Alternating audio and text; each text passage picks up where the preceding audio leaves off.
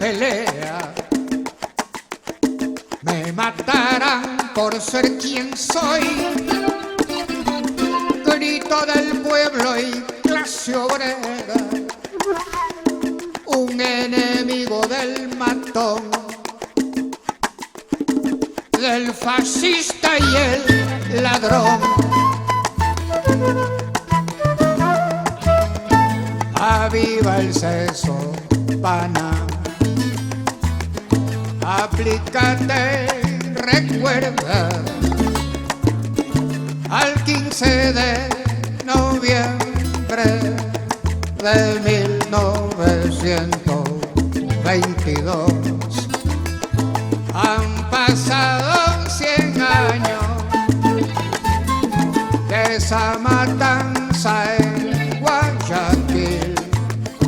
Parece que fue ayer, mi hermano, la historia vuelve y se vuelve a repetir. Me matarán en la pelea, me matarán por ser quien soy, grito del pueblo y clase obrera, un enemigo del matón, del fascista y del ladrón. Yo digo que no hay crimen más cruel y despiadado que aquel que se comete con bendición presidencial. Desde los Andes ecuatorianos, en las mágicas colinas aledañas al río Intac, provincia de Imbabura, nace un café, cultivado con amor por valientes mujeres a las que pertenece la marca Francesca. Cada grano se escoge con cuidado para que cada taza de café sea una experiencia única. Francesca te inspira. Francesca te apasiona. Francesca te enamora. En cada sorbo, descubre lo mejor de ti.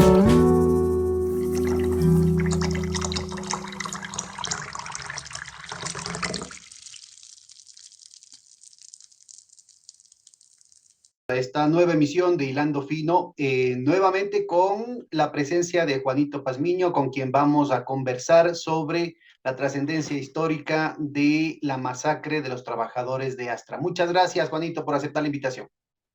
Muchas gracias, Pedro. Anticipando a todas las personas que nos ven y nos están escuchando, que por hoy no podré quedarme contigo más que la primera hora debido a en alguna situación académica. Tengo una reunión precisamente en el archivo histórico de la ciudad, y entonces sí, entonces es una buena cosa y no puedo dejarlo. Así Así está, que muy bien. entre dos compromisos, naturalmente el tuyo es muy importante porque vamos a hablar de un tema que merece ser analizado. Así es. Muchas gracias, te agradecemos también a nombre de toda la audiencia. Mira, la semana anterior tuvimos una conversación con el dirigente sindical Juan Bareles, que nos contaba una perspectiva vivencial, porque él estuvo en el entorno de lo que sucedió hace 45 años. Quisiéramos contigo profundizar un poco cuál fue el contexto económico y político de la dictadura militar tras haber derrocado a la fase nacionalista revolucionaria de Rodríguez Lara y de manera específica en el campo de las relaciones laborales. Bueno, nosotros, a ver, el Ecuador cambió desde la década de 1960.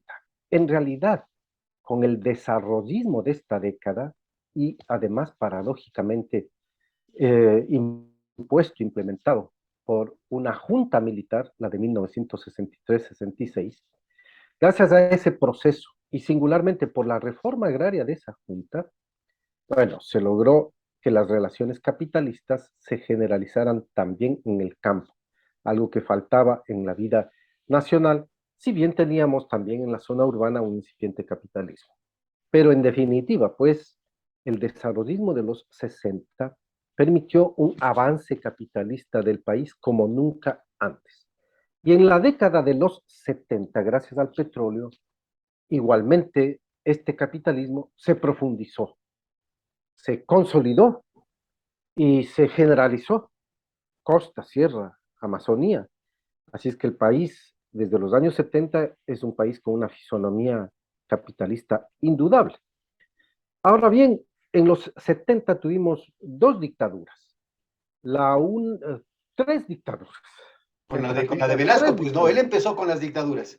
Exactamente, porque en el año 70, Velasco Ibarra, que desde el 68 era el presidente constitucional y electo, además en la vida del país, se proclamó dictador con apoyo de los militares.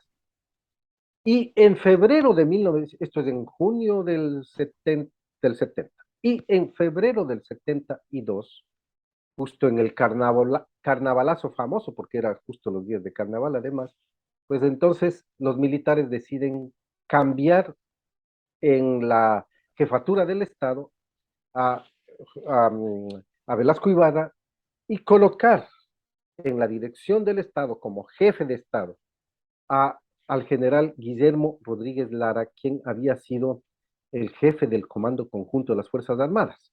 Es decir, esta es una nueva intervención institucional de las Fuerzas Armadas en la vida del país. La primera intervención institucional de las Fuerzas Armadas en la vida del país es la Revolución Juliana de 1925. La segunda, en el año 38, con el general Enríquez Gallo. Enríquez Gallo. La tercera, la Junta Militar, y del 63, y esta es la cuarta intervención institucional de las Fuerzas Armadas. ¿Qué quiere decir esto? Que no es una intervención caudillista, no es un 20 milla que se toma el poder, son las Fuerzas Armadas, las tres ramas, Ejército, Marina y Aviación, las que deciden que preside este gobierno este general Guillermo Rodríguez Lara. Y para esto, esta dictadura contó con una filosofía y plan de acción del gobierno, y así se denominó la dictadura, del gobierno nacionalista y revolucionario de las Fuerzas Armadas. Un nombre rimbombante, sí, cierto es, pero contaban con esa filosofía y plan de acción.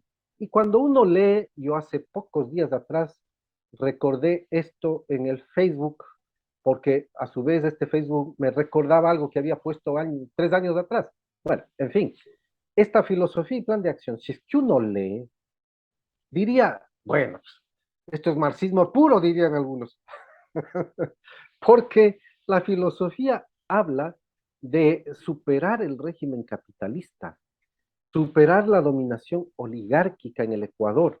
El Estado debe ser el gran conductor de la economía. Pero con El muchos ecos de Estado, lo que se decía además, en 1925 con la Juliana también, ¿no? sí, sí, sí, conexión sin duda alguna con esos postulados.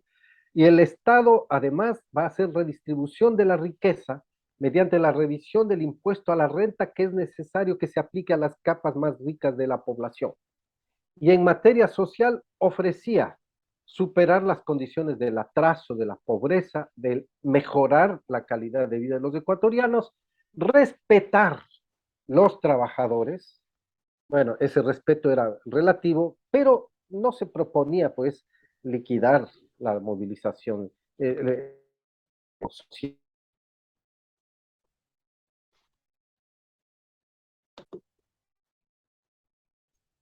Lo que se proponía entonces la dictadura era realizar un gobierno de reformas sociales, un gobierno progresista, esa sería la palabra.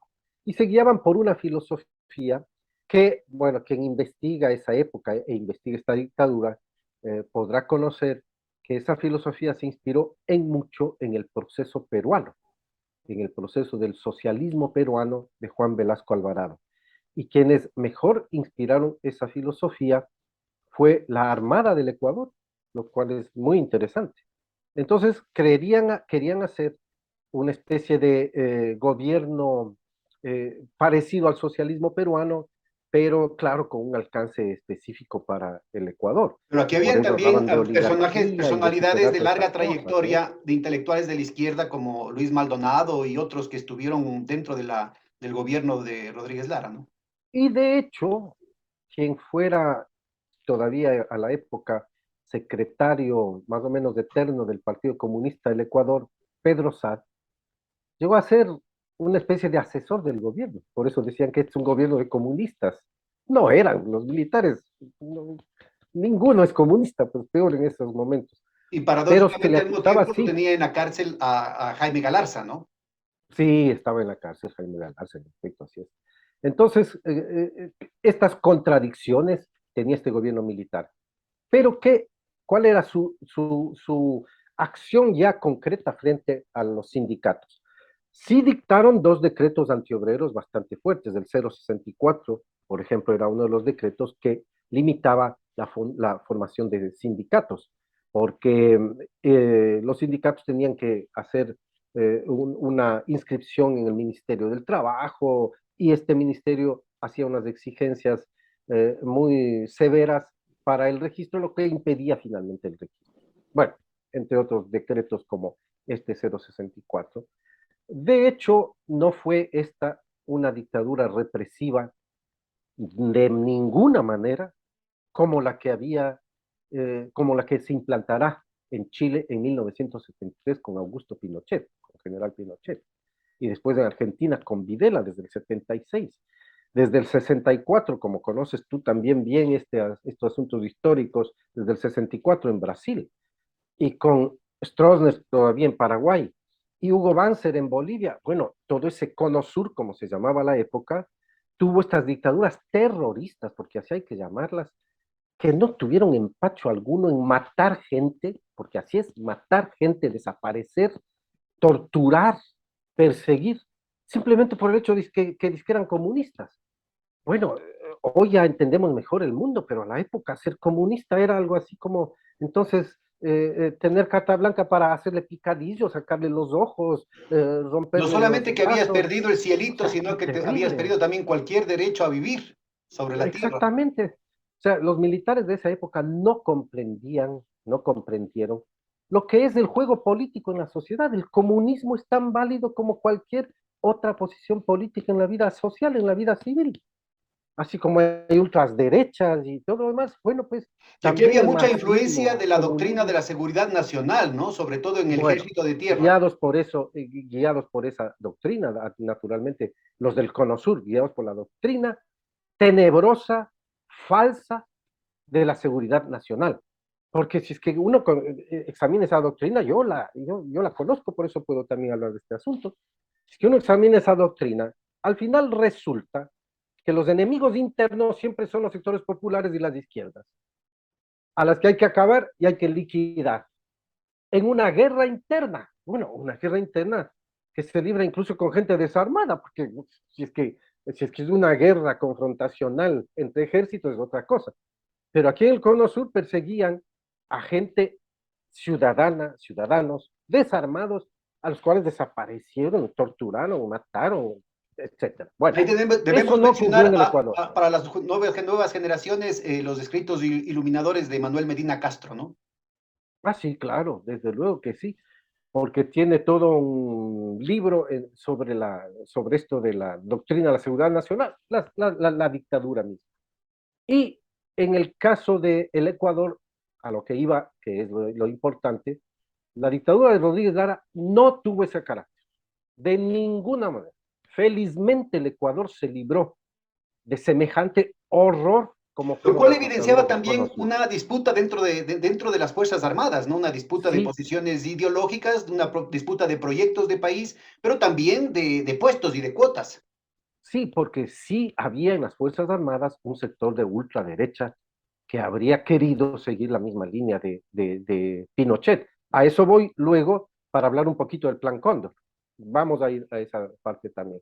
Pero en principio lo que tratamos de establecer es el comportamiento de esta dictadura de Rodríguez Lara frente a la sociedad. No fue represiva, sí hubo por aquí, por ahí, un momento de apresar a este, pero no, era en esencia represiva, peor compararla con la de Pinochet o de Videla o cualquiera de estos horrorosos gobernantes que ha tenido América Latina, de ninguna manera, y más bien una, como se dijo en esa misma época, una dicta blanda, que los sectores dominantes, las burguesías ecuatorianas, los empresarios ecuatorianos, como son bien atrasados en conciencia, porque así son hasta ahora, no tienen claridad de los conceptos del mundo, de lo que sea. Entonces a esta dictadura le decían que era comunista, tal como le dijeron comunista a la dictadura de la Junta Militar 63-66, que esa fue obra de la CIA, y le decían que era una dictadura comunista. O sea, uno ahí ya entiende cómo esta El mente pobre general atrasada Gándara estos debe grupos estarse dominantes. revolcando en su tumba solamente de oír esa idea, ¿no? Él que en el libro de Philip allí consta como un agente de la CIA, Pero además que era de una ideología extremadamente anticomunista, sí, visceralmente extremadamente anticomunista anticomunista. y A paranoica. propósito de eso, a propósito de esto, este general Marcos Gándara Enríquez, ya fallecido, escribió un libro sobre el 15 de noviembre, no sé si tú conoces Ah, de no, eso. no, no lo conozco. Él escribió pues un libro sobre el 15 de noviembre de 1922. Y claro, finalmente justifica, no la masacre, porque nunca habla de masacre, pero justifica los hechos de la época y dice que no se puede perder el honor militar con lo que las izquierdas han construido y todo esto, y aplica al 15 de noviembre la teoría de la seguridad nacional. Es increíble.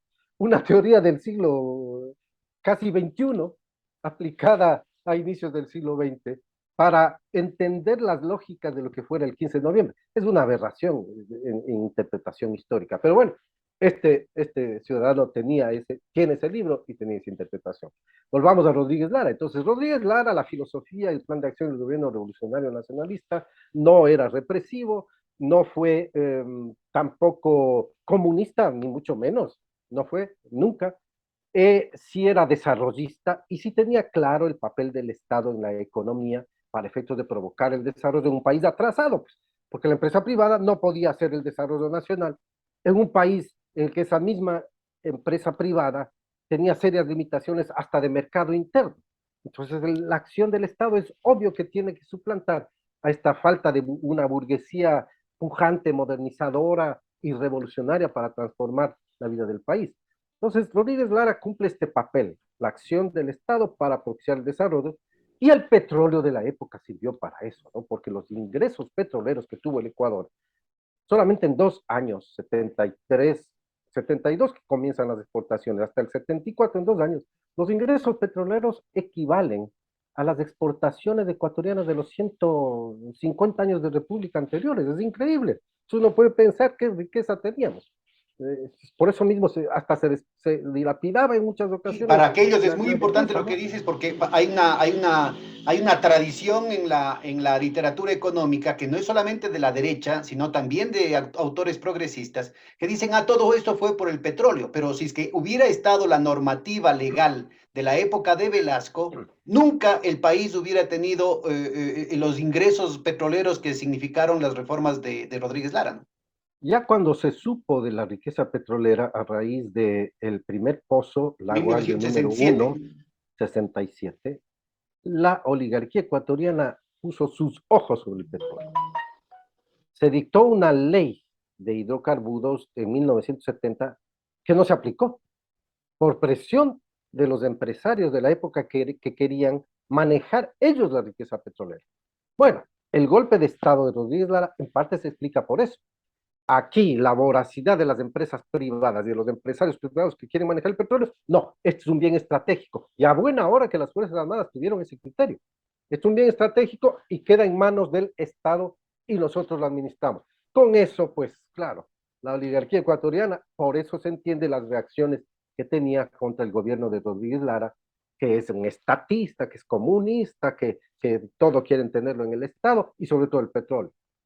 Pero en materia social, este gobierno al mismo tiempo fue progresista, no era el represivo del que hemos hablado, ni mucho menos pese a ese decreto 064 y estos límites. Entonces, pues los trabajadores tenían, dijéramos, un espacio de acción en medio de circunstancias económicas favorables para el país, porque los salarios comenzaron a mejorar. Si es que uno lee a Agustín Cueva, nuestro célebre sociólogo que tiene un trabajo sobre este tema, bueno, Agustín Cueva llega a decir, dice, teníamos tal cantidad de dinero en la época petrolera que se podía comprar la lucha de clases. ¿Y a qué se refiere Agustín con esta palabra?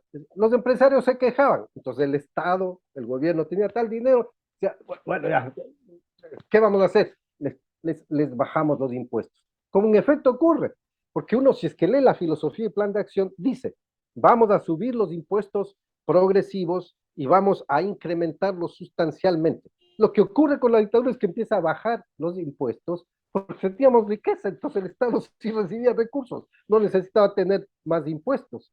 E incluso subsidios para todo, desde esa época los subsidios a la gasolina, a las gasolinas, al diésel, a todo. Subsidios casi para todo. Entonces los empresarios se quejaban, aquí tienen plata.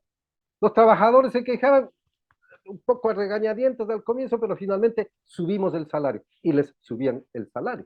Y eso mejoró las condiciones de la vida de los propios trabajadores en términos de mejoramiento de su capacidad de compra con un mejor salario. Así es, esa fue la época. Y por tanto, no se produce en esta época ni grandes represiones, ni mucho menos. Los trabajadores no hacen ninguna, hacen una huelga nacional, me parece que ya comienza en el año 75. 75, la primera huelga nacional. Desde el 73 ya las centrales sindicales convergen y hacen ya los desfiles unitarios del 1 de mayo.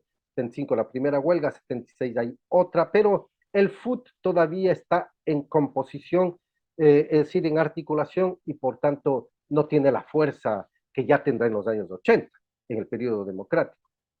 Pero Rodríguez Lara, con las políticas que lleva adelante, no, nunca fue del agrado, insistamos en esto de la oligarquía, de las clases empresariales más altas del país, y de los políticos que con la dictadura perdían el espacio de su accionar en el Congreso, en las gobernaciones, en todos estos espacios. Pues es más o menos evidente con una dictadura que está controlando la institucionalidad nacional.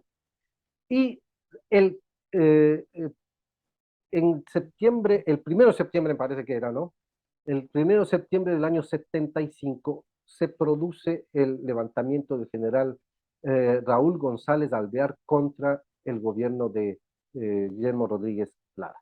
Ese levantamiento Que no era fue el 1 de septiembre, sino desencadenante el 32 de agosto. el 32 de agosto. Porque era prohibido hablar del 1 de septiembre. Hablar de 32, entonces los periodistas pusieron 32 de agosto, Y me hay que parecía acordarse que Julio César Trujillo estaba significativo. ahí en la funeraria junto con González Alvear dirigiendo el golpe, ¿no? Y Dirigiendo desde atrás. yo lo viví muy cerca todo ese acontecimiento, porque entonces el diario El Telégrafo funcionaba en la calle Mejía, apenas a 2 cuadras de la funeraria Quito, donde estaban los golpistas, y mi padre, que era periodista, mi tío periodista, yo que me iniciaba un poco por esos lados, desde el Telégrafo veíamos todo, y hubo momentos en que todos estábamos contra el piso, Por porque las las balas. balas zumbaban por todos lados. Así es que fue vivencial también para mí ese intento de golpe de Estado. Y esa intentona era básicamente fascista, ¿no? Esa sí era pinochetista, pinochetista. Esta sí estaba inspirada ya en principios de la seguridad nacional absoluta, el deseo de aniquilar ya todo tipo de izquierda, de comunismo, que se creía que había incluso insurgido, no había tal, ni mucho menos, pero se creía eso. En todo caso, ese intento de golpe de Estado institucional de las propias Fuerzas Armadas, de un grupo de ultraderecha de las Fuerzas Armadas contra este sector progresista de las Fuerzas Armadas, de todos modos hizo mella, minó al gobierno de Rodríguez Lara. Y por ello, en enero de 1976, 15 de enero de 1976, se decide el cambio institucional. Rodríguez Lara sale y entra un Consejo Supremo de Gobierno, un triunvirato, porque ahí está Alfredo Poveda Urbano, que es el que preside por la Marina, Guillermo Durán Arcentales por el Ejército, y Luis Leoro. Leoro Franco, que es por la aviación. Están los tres. Entonces es un gobierno institucional, Consejo Supremo de Gobierno, presidido por un marino, el contraalmirante Alfredo Poveda urbano. Ya dio un giro este gobierno en materia económica. Aquello de que el Estado va a manejar el petróleo se mantenía como una idea, pero comenzó a abrirse ya a la empresa privada, a la empresa extranjera, ya comenzó a abrirse la posibilidad de que ellos manejen, de que vengan, etcétera, etcétera. Se abandonaba el nacionalismo petrolero Aunque en este todavía sentido. salió desde la época de Rodríguez mismo, el contraalmirante Jarrín Ampudio, pero quedaba René Vargas Sí, Pasos en René Vargas energía. Pasos, todo, sí, así es. Inicialmente, pero después lo sacaron igual, ¿no? Lo sacaron igual. Entonces, esta política nacionalista se aflojó al menos. Nunca dejó el Estado de administrar el petróleo porque era considerado por los propios militares, lo cual es bueno para el país, que es un recurso estratégico. Un Bueno, asunto que se acordémonos consideró en que la Constitución del Pinochet 79, ¿no? no privatizó, No dejó lo del cobre. el Así es, cobre. Fue la así es, concertación, el Partido Socialista, la así democracia es, cristiana, después del retorno exactamente, a la democracia representativa, los que privatizaron el cobre. así es. Entonces, pues ellos, triunvirato que ya dio ese giro, abandonó también la filosofía y plan de acción. Eso fue bien fuerte porque al abandonar la filosofía y plan de acción, se dejaba de lado algo así, podríamos decirlo muy claramente, el programa político del gobierno de las Fuerzas Armadas. Abandonaron eso, nunca más se volvió a hablar ni de nacionalismo revolucionario, ni de la filosofía, y el plan de desarrollo, que era el instrumento de realización de la filosofía y plan de acción, también quedó mediatizado, porque desde 1976 un famoso ministro de Economía y Finanzas, Sevilla. Sevilla, el nombre se me olvida, pero el apellido sí es Sevilla, Francisco Sevilla, me parece que es. Bueno, dio el giro, ¿no? Comenzó a hablar de que no podemos seguir dependiendo del petróleo eternamente y por eso tenemos que abrirnos puertas a la inversión, a los préstamos que nos pueden dar Y al del endeudamiento extranjero. agresivo, claro. Entonces ahí dice, y tenemos que tener el endeudamiento agresivo con el exterior. Claro, quien sabe de economía, quien conoce mejor todos estos asuntos, sabe que existía a la época una presión extranjera para que los países de América Latina y del mundo en general, sobre todo el tercer mundo, adquieran deuda en función de los petrodólares, fruto de la guerra árabe-israelí. Los árabes tuvieron enorme cantidad de dinero, guardaron en bancos privados, entonces los bancos privados presionaban a todo el mundo para que tenga préstamos. Y así ocurre desde 1976 en el Ecuador también. Comenzó a endeudarse con bancos privados, cambiando las lógicas del endeudamiento histórico del país, que había sido, por ejemplo, entre otras cosas, con el BID, Banco Interamericano de Desarrollo, pero no con bancos privados. Esto estallará en la época constitucional. Y por eso es Bueno, y que también en el Osvaldo sector Hurtado va a privado, tener pues no que... teníamos en la Católica Sí, profesores que se habían endeudado para hacer la sí, casa en dólares, exacto. creyéndose ellos mismos el veneno que estaban volcando en la sociedad del endeudamiento agresivo, de que había que aprovechar las tasas de Sí, interés bajas, ¿no es cierto? Y después estaban fregados, pues cuando subió el tipo de interés y empezó a devaluarse la moneda. exactamente, porque entonces vino la presión por adquirir deudas, se endeudaron empresarios privados y el Estado. Claro, cuando en 1982 no pudimos pagar las deudas, entonces ahora sí el Estado tuvo que refinanciar, vino el Fondo Monetario, esa ya es una historia más contemporánea, y Osvaldo Hurtado sucretizó las deudas del sector privado para salvar al sector privado. La primera gran Ese sí acción es un de subsidio gigantesco, ¿no? corruptela Como privada. los que están diciendo ahora del tema Millonario, de la gasolina, que en millonario, realidad no hay tal subsidio. subsidio millonario. Esa es la verdad, subsidio millonario. Y sobre esa base, entonces, con el cambio de estas bases, más la crisis de los precios del petróleo que ocurren desde 1975, en realidad, derrumbe los precios del petróleo, se acabó el petrolerismo, ya no tenemos tanto dinero, ya no hay cómo, siguiéndole a Agustín Cueva, claro, ya no hay cómo comprar la lucha de clases, la inflación empieza a crecer, los trabajadores empiezan a protestar, que les paguen mejores salarios, ya no hay esa posibilidad, y que los empresarios cumplan con los derechos laborales, empiezan a aflojarse esos cumplimientos de Déjame derechos cuento un laborales. detalle que es muy, Sí, muy relevante para lo que está pasando ahorita.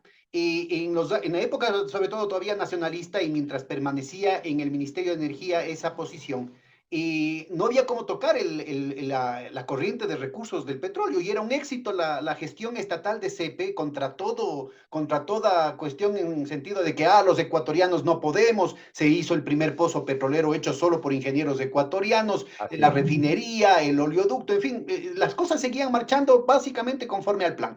Entonces, lo que se hizo desde el Banco Central, fíjate, este es un detalle que muy poca gente lo sabe, solamente los que estuvimos de allí lo conocemos, es que surgió una teoría detrás de la cual estuvo Dají, que trabajaba en ese entonces por ahí, diciendo, en los años 70, ¿no?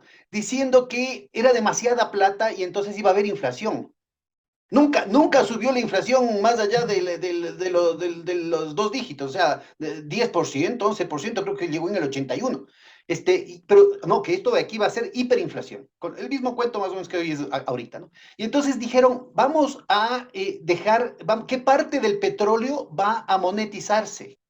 Y entonces simplemente se puso bajo 7 candados, igualito que ahora tenemos 8-10% del Producto Interno Bruto de Reserva Internacional colocada en bancos exteriores para beneficio de la banca privada, con la prioridad como va caja chica para la banca privada. Entonces, ¿cuál era el chiste? El gobierno no podía, le ponían un techo y le decían, no se puede utilizar estos recursos del petróleo a pesar de que se los tiene, ¿sí? Y entonces usted tiene que endeudarse. Sí, Y entonces así es. ese era el complemento de la posición del endeudamiento agresivo de Sevilla. El Ecuador no se endeudó porque empezaron a bajar los precios del petróleo, porque buena parte de los ingresos del petróleo se los tenía bajo 7 candados para prelación por si acaso la banca privada necesite, y al mismo tiempo se creaba una necesidad totalmente artificial con un supuesto argumento técnico de que había que endeudarse, aprovechando Así es. las ventajas del mercado internacional. Más las presiones de afuera, porque es evidente que había una presión que los banqueros ofrecían a los gobernantes. Mire, aquí tenemos dinero, eh, no quiero, tómelo, no quiero, le bajamos el interés, Ahí está lo que cuenta tómelo. John Perkins del sicario económico, ¿no? Claro, exacto. Entonces viene la presión y además con juegos de corruptela, porque esto no es que iba venía así. Sí, mire, nosotros, si es que usted firma el contrato de un crédito, o sea, le ofrecemos trabajo a su hermano, a su hermana, a su mujer, podemos entrar en arreglos, su empresa va a ser beneficiada. Todas esas corruptelas se dieron, así es.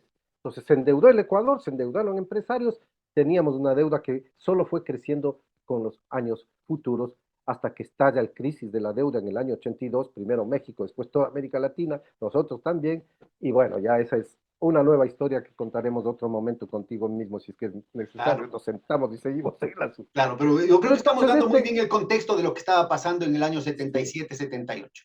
entonces este gobierno sí, abandonando la filosofía y plan de acción, el nacionalismo revolucionario, aflojando el papel del Estado en la economía, un poco vinculándose a los intereses ya directos de la empresa privada, que ellos más bien sean los que dispongan la solución económica del Ecuador, y ahora actúa ya la famosa teoría de la seguridad nacional. Entonces ahora sí, nos tenemos que enfrentar como ya en el cono sur se ha enfrentado al izquierdismo, al comunismo, se lo ha liquidado se lo sigue liquidando. En el Ecuador también surgió la corriente de liquidar la izquierda, liquidar a las izquierdas. Y bueno, pues allí el caso del general Guillermo Durán Arcentales debe ser estudiado profundamente porque él era uno de los militares que tenía un férreo sentido de que había que reprimir cuando sea necesario. Y el ejecutor de estas políticas represivas era otro general, el general Jarrín Cagüeñas, que era ministro de gobierno, que no tenía empacho pues en desarrollar la política represiva, como en efecto ya se comenzó a dar frente a los trabajadores que hicieron manifestaciones, que quisieron hacer una huelga nacional, se les impidió, fueron tomados presos varios de los sindicalistas, clases medias que salían a las calles, bueno, yo en esa época todavía era estudiante en parte universitario y en parte ya trabajaba también como profesor, entonces estaba en ese plano y me tocó vivir, así es que yo también puedo dar cuenta de mis propias vivencias del momento. Entonces, esta era una dictadura represiva, esta sí había que tenerle temor, ya se sabía que cualquier momento te podían perseguir y caer preso. A propósito de la situación Tampoco personal, llegó, tu biografía personal, Durán Arcentales fue antes ministro de Educación y fue un rector del Benalcázar, en donde tú trabajabas, el subsecretario de Educación de la época, pues, ¿no? Granja, Para que nos vayamos ubicando de lo que Granja. estamos hablando. Así es, así es. Esa historia ya es más personal porque incluso ya contigo vivimos estos años de una manera singular. Pero bueno, entonces esta dictadura sí ya era represiva. Y naturalmente se produce en el ingenio Astra, al norte provincia de Imbabura, ¿no? No, no, no, Astra es entre Perdón, Cañari perdón, y Guayas, me equivoqué, estaba pensando en otra cosa. en Me equivoqué, Tababuena. es al sur, sí, sí, me equivoqué. Entonces, en el ingenio azucarero Astra, que era además del Estado, la gran paralización de los trabajadores para que se cumpla con el pago de los salarios, subida de salarios, que se respeten incluso las jornadas, porque siempre en el campo las jornadas son difíciles de controlar, 8 horas específicamente, entonces, todo esto. Trabajadores impagos, condiciones familiares no bien atendidas, sin un buen salario, todo esto. Jornadas de Y 12 el horas, día, decía Juan Vareles, así era, que ¿no? no Era sobre respetaban el las 8 salario horas. mínimo vital, a pesar de que supuestamente la empresa era propiedad del Estado. A Vareles pesar del suelta Estado, el ¿no? dato de A que pesar detrás del de eso Estado. había un fideicomiso en que secretamente, taimadamente, había sido ya privatizada a favor de los Isaías, ¿no? Y fíjate tú, con mayor razón, entonces para que esta fecha, la del 18 de octubre, en que se produce la matanza de los trabajadores de Astra, sea entendida desde distintas lógicas. Porque entonces lo que ocurre es los trabajadores se han tomado ciertamente el ingenio, se han tomado las instalaciones, llega la policía, bueno, llega una policía con órdenes de liquidar, porque esa es la orden que se les da, liquidar esta huelga a cualquier precio, como ocurrió el 15 de noviembre de 1922, que se recibió en Guayaquil la orden, esto tiene que estar liquidado hoy tarde mismo, así fue la orden. Y entonces llega esta orden, llegan los policías, las familias están reunidas en una cena, pues, en realidad una cena, una comida nocturna allí, y pues les caen los policías sin respetar niños, mujeres, los propios trabajadores que estaban ahí, y mueren decenas de trabajadores. Varios de ellos, incluso por tratar de huir, caen al canal de riego, se ahogan y también parece que allí los masacraron igual. Entonces, de esto, el problema es que de esto no quedó claro nunca cómo mismo fue. No quedó en claro, Claro, ni siquiera aparecieron porque los bajo cuerpos, una porque dicen que los dictadura, metieron en los hornos, ¿no? De así la dicen que refinadora. los quemaron en los hornos mismos de allí, en las instalaciones del ingenio.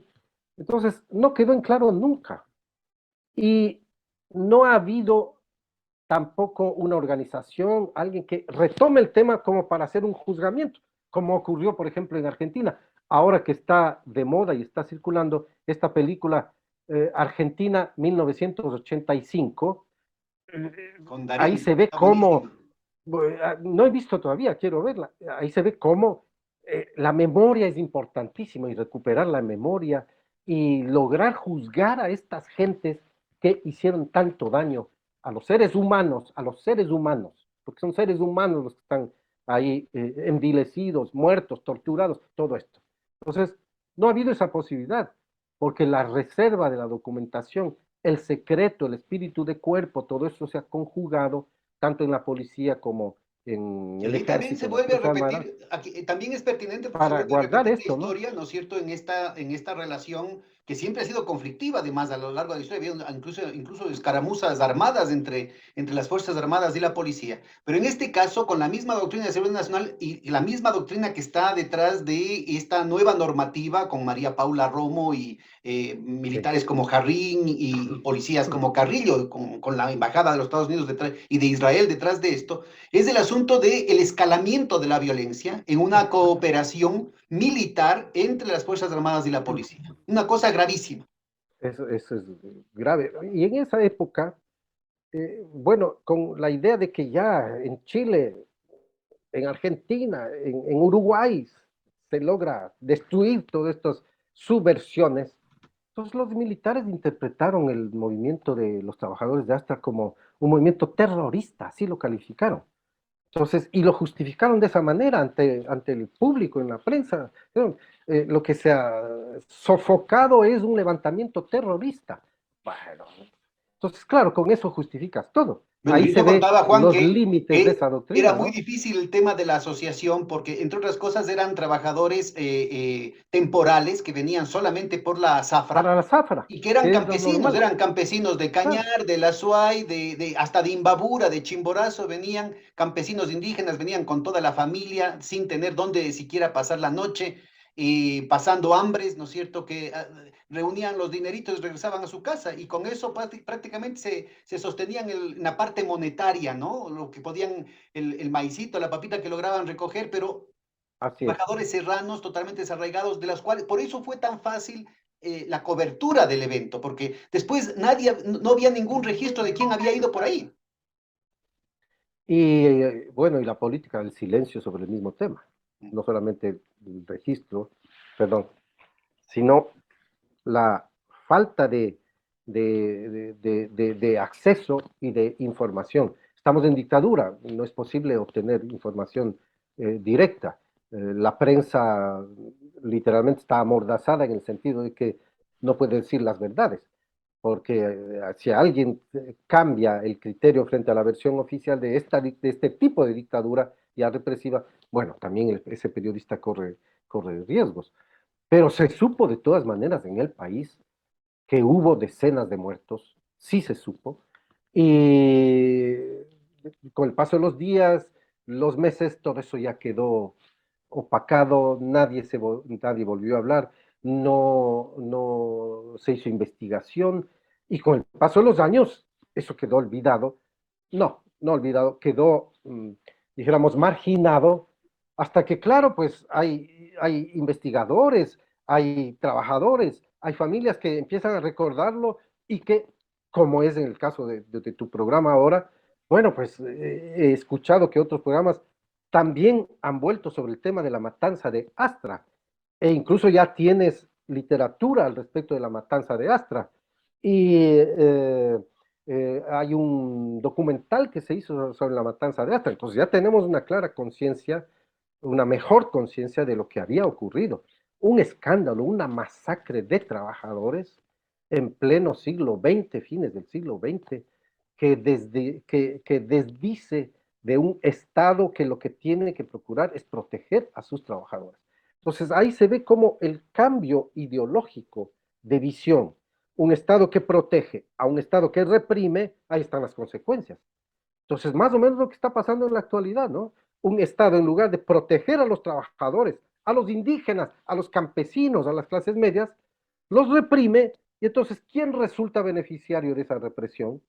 Una élite dominante compuesta de unos cuantos capitalistas, una burguesía ínfima, Pero además se va endógama. creando, esto que tú Eso se mencionabas, protege. este clima que se fue creando desde antes, ¿no? Este bombardeo ideológico de hablar del terrorismo, de la seguridad nacional, ahora está incluso vinculado a posiciones racistas, ¿no? Que empieza con esto que se regresen al páramo, o con estos de que cuidado, vienen aquí a mi ciudad, ¿no es cierto? Aquí les voy a hacer pagar, aquí voy a incendiar Quito si es que les dejamos una cuestión así. Entonces, yo creo que forma parte de todo un proceso de ir creando Esto, en sí, la ciudadanía, ¿no es cierto?, una legitimación ex ante de lo que puede pasar después, incluyendo el tema de decir, ah, es que los indígenas son financiados por el narcotráfico y son terroristas, igualito a lo que estábamos conversando hace un momentito de lo de Astra, ¿no? así es, así es. Entonces, hay un cambio de estos modelos mentales para, no es fortuito, todo esto está preparado, todo esto viene en cadena, es en toda América Latina, el ataque a los gobiernos progresistas, el comenzar a hablar nuevamente de subversión, de terrorismo, de neocomunistas, de izquierdas que están atentando ya contra los valores de la democracia. A tal punto se llega que rápidamente, en el caso de Brasil, escribí un artículo hace poco sobre este tema comparando con el Ecuador, igualmente siempre, pero en el caso de Brasil, la discusión en las elecciones actuales entre Lula y Bolsonaro dejó de ser la parte económica y se volvió una parte de los valores, que es la libertad, que es la religiosidad, que es el catolicismo, que es la moralidad, que son los individuos, los homosexuales, Yo recuerdo, las yo era muy lesbianas. muchacho, a Es propósito de lo que tú mencionas, me increíble. parece que es clave esta cuestión, porque yo recuerdo cuando era muchacho, en la casa había una situación de mucha simpatía a Leonidas Proaño, el obispo de Riobamba. Y justo en las mismas épocas, ¿no es cierto? Recuérdense que se hablaba en nombre del cristianismo, en contra de estas ideologías extranjeras, ateas, comunistas, ¿no es cierto? Y terroristas. Y resulta ser que los cogieron presos a una reunión de obispos que estuvieron ahí En Riobamba. en Riobamba, pues, ¿no? En esos mismos Sí, años. sí, porque así fue. Era una reunión de sacerdotal, una cosa así latinoamericana, porque estaban varios latinoamericanos. También se entró allí, se los cogió, se los expulsó del país, bajo el supuesto de que estaban también cumpliendo labores subversivas, Entonces eran también los obispos vinculadas ateos. al terrorismo. ¿Por qué? Porque sí creo que se puede insistir en esta idea de que los militares de esa época, espero que hayan cambiado además, espero, sí es de esperarse que todo esto ya superaron, pero en los militares de esa época no lograron comprender, porque no están para eso, no son científicos sociales, no estaban capacitados para entender que todo esto son problemas del mundo civil, sin duda alguna, pero que son corrientes históricas del pensamiento. El Pero que catolicismo es además social, tienen que ver, este tipo de conflictos sociales tienen que ver con la situación de desesperación de de las un clases segmento muy populares, pues, importante, mayoritario de la población, ¿no? Como lo que está de las pasando clases ahorita. populares. Pero claro, si te vas a inclinar a reprimir a los trabajadores, a los indígenas, a las clases medias, por protestar y por querer una sociedad en la que exista mejor igualdad, y te vas a poner a reprimir a ese sector, insisto, lo único que haces es proteger a la élite dominante conformada por un grupillo de familias y de personalidades vinculadas socialmente en la conformación de esta clase dominante. Corramos lista. ¿Qué pasó con las cámaras de la producción? ¿Cómo reaccionaron frente a estas Bueno, circunstancias? yo seguí mucho los comunicados de las cámaras de la producción, tengo un trabajo pequeño sobre el asunto que no publiqué todo, pero yo seguí a las cámaras de la producción, yo las he estudiado. Desde 1979 hasta el 2006 hice un trabajo de seguimiento de las cámaras de la producción. Entonces es increíble verlas también, los conceptos que manejaban tergiversados, ¿no? Tergiversados ante el mundo. Por eso te decía yo hace un momento, siempre han estado atrasadas en conceptos, atrasados este tipo de empresarios en ¿Qué conceptos. diferencia con empresarios como Luis Napoleón Dillon, por ejemplo, Pues claro. que el que estaba O detrás ponle tenía tú, una visión totalmente empresarial, ¿ah? claro, Totalmente empresarial. Entonces hay que diferenciar entre los empresarios y los empresarios. compárales tú con Rockefeller, con, con Elon Musk. Están lejos de ese tipo. Sí, sí, pero de los Entonces, ecuatorianos las yo cámaras, diría, fíjate, haber tenido un Luis Napoleón Dillon hace 100 años, ¿no es cierto? claro, Y que luego claro, las clases es empresariales no increíble, hayan podido generar un solo ideólogo, un solo claro, teórico, un solo proyecto nacional, ¿no es cierto? Que le así es. llegue ni a los talones. Así es, así es. Entonces las cámaras de la producción en esa época se pronunciaban contra el comunismo, que se sujete a los Bueno, y que era la trabajadores. época, recuerda una reunión ahora que tú tienes el pronunciamiento ese de una reunión secreta masiva de miles de empresarios en Tambo Mulaló, en contra, todavía vivía Roldós, y que decían que el peligro del comunismo, y decían que Osvaldo Hurtado era comunista. Osvaldo Hurtado, Jaime Roldós, les atacaban de comunistas, sin duda alguna. Así fue en esa época. Y estos empresarios además querían que en efecto se actúe con la autoridad del Estado, que es la forma de decir reprima, que al final es eso. Meta bala. Autoridad del Estado para que se imponga ante las demandas excesivas de quienes movilizan a los trabajadores para tratar de arruinar la economía del país. Bueno, ¿qué están Bueno, que diciendo en en el caso de definitiva? Astra, Reprímanles recordemos, era nomás. el salario mínimo vital, que se cumpla Así, la jornada de 8 horas y así es. condiciones mínimas de seguridad y En, salubridad en en las en el instalaciones. campo, claro, ese era todo. que ha sido muy tradicional en el campo, además de ese tipo de pedidos, ¿no? Que por lo menos se respete Como un buen tenemos ahora el salario. caso de Furukawa, ¿no? Es decir, temas de esclavitud Así he cada visto, vez sí, temas de más esclavitud, descarnadas. así he visto. Entonces, claro, con esos criterios unificados en el poder, naturalmente son afectados los sectores populares, los campesinos, los indígenas, los afrodescendientes, las clases medias, los intelectuales, las universidades, los sacerdotes progresistas. Claro, son afectados porque no se llega a entender que se está haciendo una labor para beneficio amplio de la sociedad, no para Pero beneficio de una élite. déjame que me corrija. Hubo un sector de empresarios, UNADES, Sí, que tenían una visión progresista y que sí reclamaron esa situación. Uno de ellos incluso fue... había, había ¿cómo se llamaba? Empresarios, se me va a otra organización que crearon de empresarios, que era algo así, Asociación Nacional de Empresarios o Asociación de Nuevos Empresarios, una cosa así me parece que sí, tenía una visión reformista, cierto es, ya tuvieron una visión más reformista, pero siempre han ganado los altos empresarios con mentalidad Bueno, atrasada y yo conservadora, conocí siempre han ganado. algunos amigos empresarios cercanos, familiares a esos sectores, y decían que les hicieron la vida imposible. No conseguían Mm, préstamos en los bancos, les así es, ponían, pero todas las condiciones, ¿no? Así muy fuertes, movían las palancas dentro del INEM para el tema de la normativa, digamos, de técnica, ¿no? De las sí. condiciones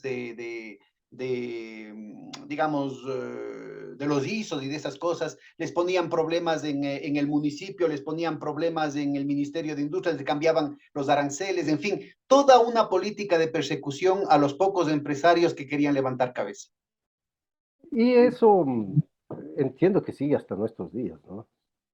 Habría que seguir al mundo empresarial en estos términos y ver qué es lo que ocurre, pero siempre el poder de un bloque hegemónico como el que actualmente existe en el Ecuador es un poder demasiado fuerte, pero se ha impuesto, e incluso ideológicamente hay toda una concepción de lucha contra el correísmo, contra las izquierdas en general, contra quienes atacan al sector privado.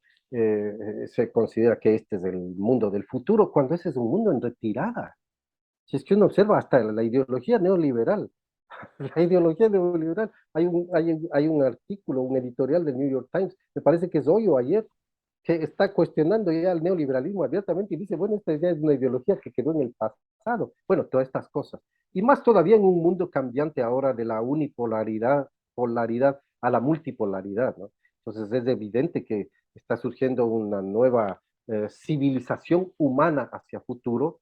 Nosotros ya no la veremos, pero 50 años después, 100 años, el mundo se habrá alterado por el desarrollo de China, de Rusia, los BRICS, todos estos nuevos elementos que están conformando un mundo multipolar y hay evidentemente una crisis histórica de la hegemonía que tuvo los Estados Unidos. Eso es Bueno, y ahora veamos, a nivel de innegable. las clases subalternas, ¿cuál fue el impacto de la matanza de Ah, no. Astra Bueno, sobre el imagina movimiento tú, obrero, sobre el si movimiento se, campesino, sobre los estudiantes? ¿Qué pasó? el FUT igual, el movimiento campesino, si bien se solidarizaron con los trabajadores, con las familias y todo esto, pero no pudieron hacer más, porque también la represión amenazó contra ellos, de tal manera que cualquier sector que proteste, se hicieron incluso comunicados, todo esto sí existe, pero cualquier sector que proteste o intente salir a las calles, ya era reprimido. Enseguida la etiqueta de subversión, de terrorismo, sí, pues es para preocuparse si en el Cono Sur ya estaban actuando con las iguales etiquetas y con la persecución a todo tipo de izquierda, porque ahí sí la persecución era a los comunistas, a los que eran y a los que no eran, simplemente porque sean de izquierda ya hay que exterminarlos. Y esa política llegó a través del Plan Cóndor, Paraguay, Brasil, Chile, Argentina, y se trató de lanzar para toda América del Sur esta política el Plan Cóndor, que era un plan secreto de los militares y que hoy se está descubriendo mejor, sí llegó también al Ecuador. Entonces, claro, no podemos definir quiénes son los que se vincularon, no tenemos los nombres específicos, pero sí están quedando ya algunas Bueno, evidencias. hay una evidencia De tardía hecho, del general, del almirante, contraalmirante Sorrosa, ¿no? ya justo vinculado a la desaparición de Roldós. Y es interesante, hoy puse yo un tweet, reproduje un tweet, que se ha lanzado una página web en Uruguay sobre el Plan Cóndor.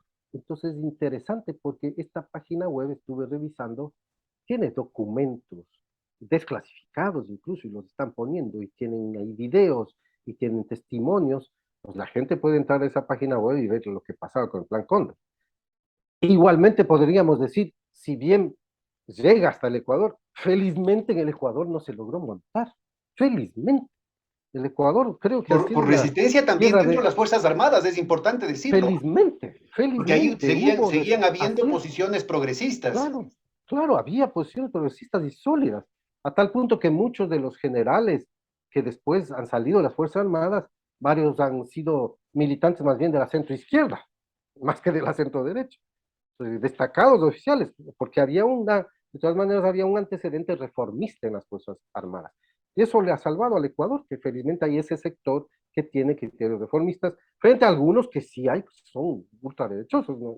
Eso no hay duda, es una institución, como ocurre en la misma iglesia, pues hay unos curitas de izquierda, unos curitas de centro y unos curitas de ultraderecha, claro que también es, y en las instituciones en general. Entonces lo de Astra ha quedado como un hecho de sangre bajo una dictadura represiva que conmovió la vida nacional en aquellos momentos, que fue silenciado por falta de persecución de este acontecimiento que enlutó a muchas familias y que felizmente también con el paso del tiempo se ha logrado recuperar para la memoria histórica del Ecuador y hoy ya hay interesantes trabajos sobre el caso Astra y te hablaba también de un documental que he visto y que ya dan cuenta de que esto no se puede olvidar. No puede ocurrir este tipo de hechos frente a población pobre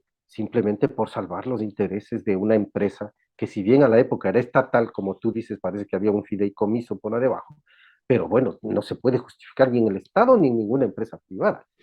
E igualmente, dentro de poco vamos a conmemorar y recordar esa horrorosa matanza del 15 de noviembre de 1922. Desde ya Entonces, te estas cosas no comprometo pueden para la ocurrir. fecha, por favor, pero ahí sí hora y media, Juanito.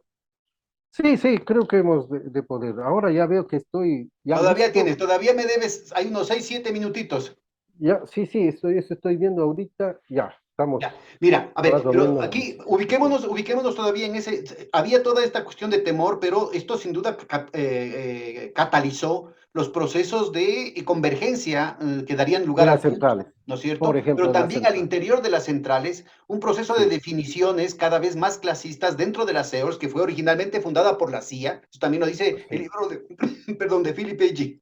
Y dentro de la CEDOC, la división de la CEDOC, CLAT, CLAT, la CLAT demócrata y cristiana, la FUT. cada vez más vinculada al sector de Osvaldo Hurtado y de la doctora Isabel Robalino, y la CEDOC más bien clasista, ¿no? La gente que estuvo más bien vinculada a los proyectos más de clase, digamos, de los sectores Claro. de los trabajadores.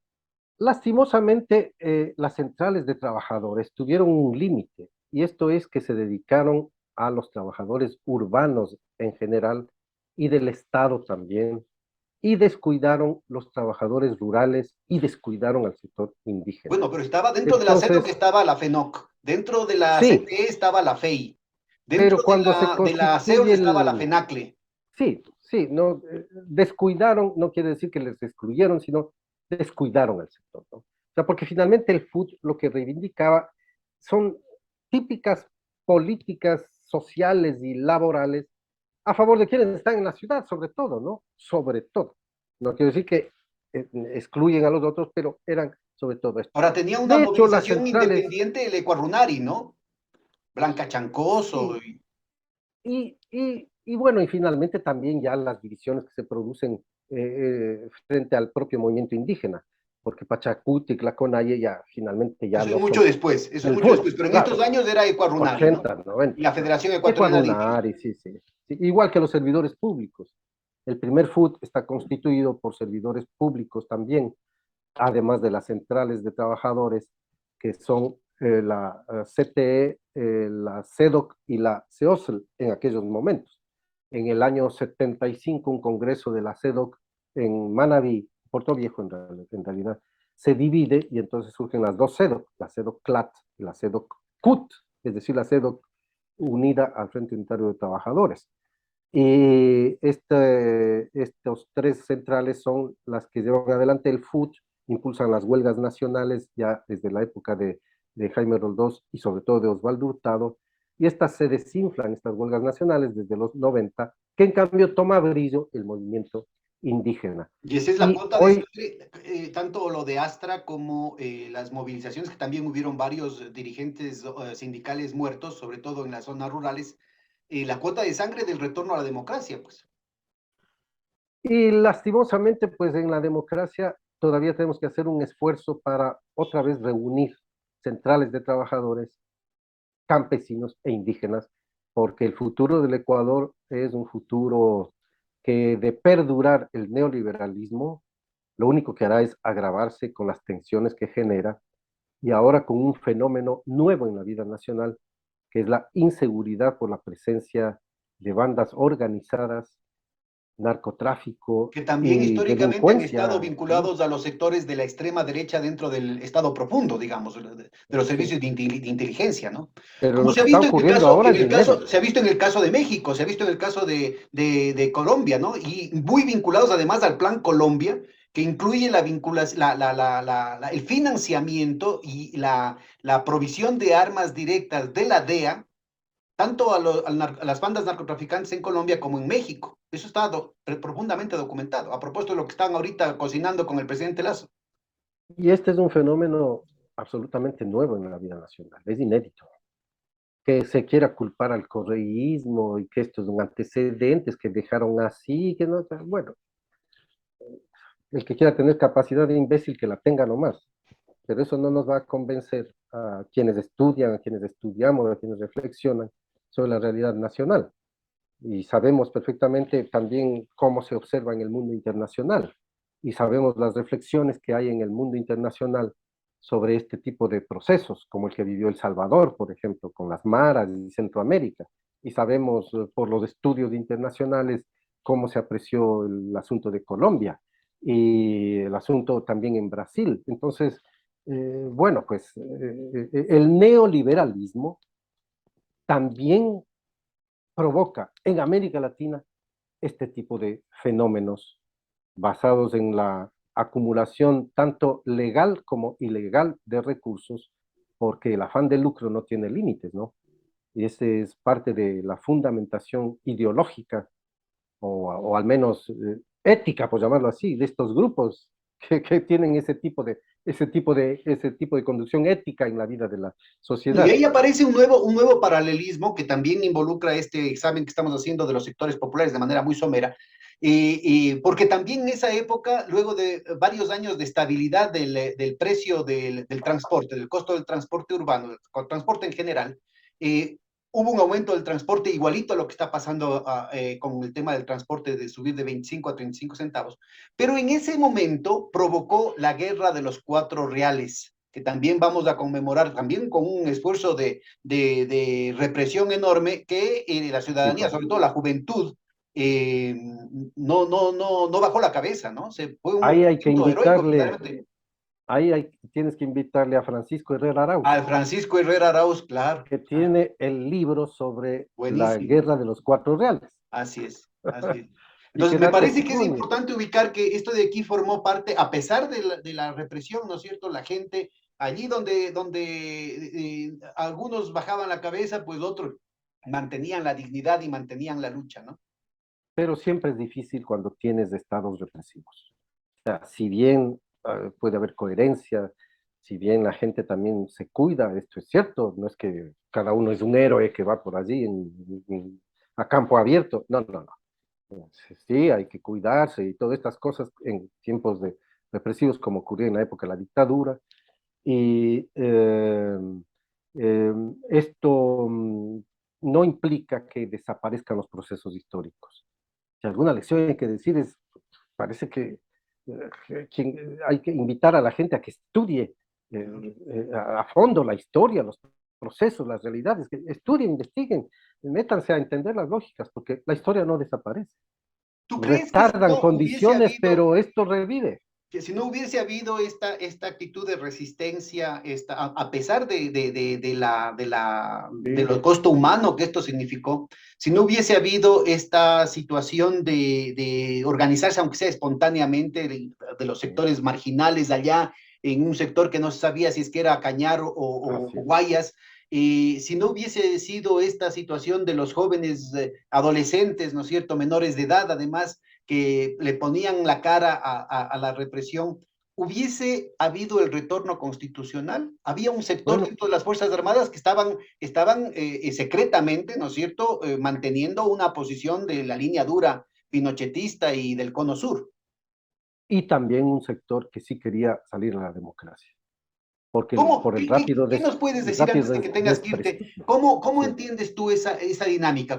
¿Qué sectores, cómo se dio esa correlación de fuerzas al interior de las También Fuerzas esto, Armadas? cuando se estudia ese proceso, igualmente siguiendo, conozco documentos, conozco libros, he visto, entonces puedo decir que al interior de las Fuerzas Armadas también había una corriente de que el desprestigio no lo podemos tener porque se va a acumular contra nosotros. Tenemos que salir y dejar esta situación ya para que los civiles mismos se organicen. Sin duda la presión de los propios sectores políticos y hasta empresariales que prefieren gobiernos civiles a dictaduras que les pueden servir en un momento, pero que ya no les sirven para su propio disfrute, por llamarlo así, del control directo de la vida política del país. También los cambios que se operan en las políticas norteamericanas, sobre todo con la política de derechos humanos que de todas maneras estaba cuestionando a las dictaduras como la de Pinochet y Argentina, y eso que Y la el de ejemplo Pinochet de la siquiera hasta el insurrección año 90, sandinista y salvadoreña, ¿no? más el triunfo que tienes ahí de la revolución sandinista en el año 79. Entonces, hay un conjunto de factores internacionales e internos que provocan que Ecuador sea el primero en salir a la vida democrática, lo cual es muy interesante. 79 es el primer país en salir a la vida democrática y además con triunfo de gobiernos a la época reformistas, progresistas, como era la candidatura del binomio que triunfó en el 79, Jaime Roldós Osvaldo Hurtado. Entonces, Jaime Roldós es un gobernante muy progresista para los momentos, pese a que ya enfrentó condiciones económicas muy adversas Pero que es y importante finalmente ubicar que sociales también, ¿no? en el plan original la salida democrática iba a ser en el 78 y fueron extendiendo precisamente porque ganó Roldós, fueron extendiéndose en el poder y en la mitad de eso hubo el asesinato de Abdón Calderón Muñoz, ¿no? Sí, el triunvirato había ofrecido dejar el poder en 2 años. Esto se prolongó. Ya no fue del 76 al 78, sino que fue al 79, un año más. Pero sí, algo también vale rescatar de ese proceso, es que la dictadura, esta parte sí habría que buscar una explicación al interior de los criterios que se tuvieron en la propia dictadura. De esto no conozco que se haya trabajado al respecto. La dictadura desoyó a los políticos que querían que se convoque una asamblea constituyente. Y lo que hizo es un plan de retorno al orden constitucional sui generis en el Ecuador. Nunca antes se había hecho. Formar la comisión para reformar la constitución del 45 y hacer un referéndum frente a una segunda comisión que hacía la nueva constitución y una tercera comisión que creaba una ley de partidos y un régimen de partidos. Esto es inédito en la historia nacional. Entonces, no se hizo asamblea constituyente, sino este proceso de retorno que incluyó entonces el referéndum sobre 2 proyectos de constitución, ganó la nueva constitución, y sobre la base de esa nueva constitución, elecciones de doble vuelta por primera vez en la historia del país desde 1979, sobre la base de partidos políticos que una ley de partidos los consagró como los únicos intermediarios entre la sociedad civil y el Estado. Y había que inscribir partidos y todo esto. Recuerda que en el año 78 se inscriben 17 partidos y estos son los únicos que participan en las elecciones. Y que muy rápidamente, porque ya estoy tarde, sí, el régimen de partidos impidió que proliferen los partidos. Con el paso de los años, esto se ha perdido y hoy hay como 250 movimientos y partidos políticos. Pero el régimen de partido original era para que se reduzcan los partidos. Como en efecto hay que volver a esos principios, hay que reducir este tipo de partidos porque no puede ser que haya partidos de los miembros del barrio y con eso un partido, no puede ser. Bueno, con unas últimas palabras para despedir la emisión. Así es que gracias por tu siempre muy interesante conversación contigo y esto de recordar la matanza de Astra, como vamos a recordar la matanza del 15 de noviembre de 1922 y podríamos recordar otros hechos de sangre que no pueden quedar como hechos aislados, sino que forman parte de la memoria colectiva y de la memoria ecuatoriana. Estas cosas no pueden volver a ocurrir y por esto requiere cambio de mentes para que la gente, los involucrados de otra época, bueno, pues sobre esa base tengamos una mejor conciencia de lo que es la dignidad humana, el ser humano, la paz y las contradicciones que ocurren en la sociedad, porque hay distintos intereses, entonces hay conflictos políticos y todo, y que los trabajadores van a seguir reclamando mientras las condiciones de vida no sean buenas, igual que los indígenas, los campesinos, mientras no tengan buenas condiciones, no se espere que no reclamen, entonces seguirán reclamando y habremos personas que nos uniremos a ellos porque queremos expresar sus intereses y vincularnos con esos intereses. Muchas gracias, Juanito. Paralelos muy inquietantes y hay que recordar que los pueblos que no conocen su historia están condenados a repetirlo. Que eso no suceda. Hasta la próxima emisión de Hilando Fino. Muchas gracias. ¿Buscas una plataforma para estar informado? ¿Ya te cansaste de los mismos de siempre, de las noticias sesgadas, de los medios tradicionales, de aquellos que mienten? Pues espera, te presento a Hoja de Ruta. Somos una propuesta de comunicación diferente, más comunitaria, más veraz. ¿Quieres conocernos? Quédate aquí. Te prometemos información de calidad. Contenido disruptivo. Alianzas internacionales. Comunicación comunitaria. Investigación profunda. Y lo más importante, tú serás parte de nuestra comunidad. Somos Hoja de Ruta Comunicación.